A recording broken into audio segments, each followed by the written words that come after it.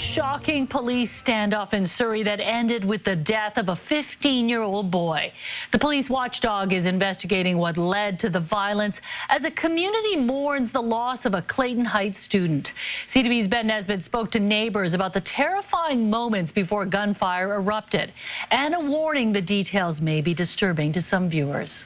Armed with what police believe is a gun, the teenage boy walks across the lawn of a Surrey home.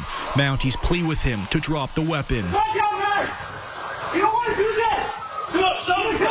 We're stopping the video there. The officers ultimately fire the fatal shots after the boy turns around and appears to point the weapon in their direction. Initial investigative steps are going to seek to determine if police actions were necessary, reasonable, and proportionate given the circumstances.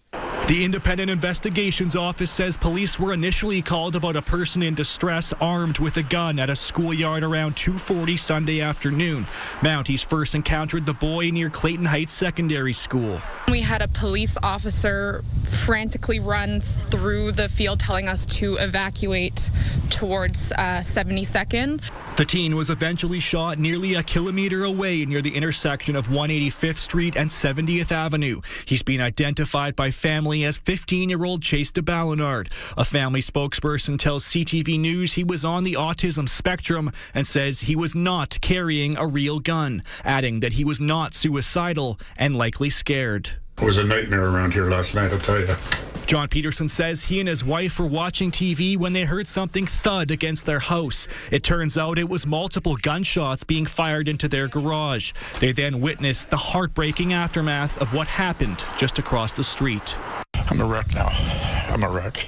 There was 4 or 5 of them working on the kid, like chest. A memorial grew throughout the day Monday as friends and family members mourn the loss of Chase. His family says he was kind-hearted. The IIO is asking anyone who saw anything or who has video of the incident to contact them. Ben Nesbitt, CTV News, Surrey.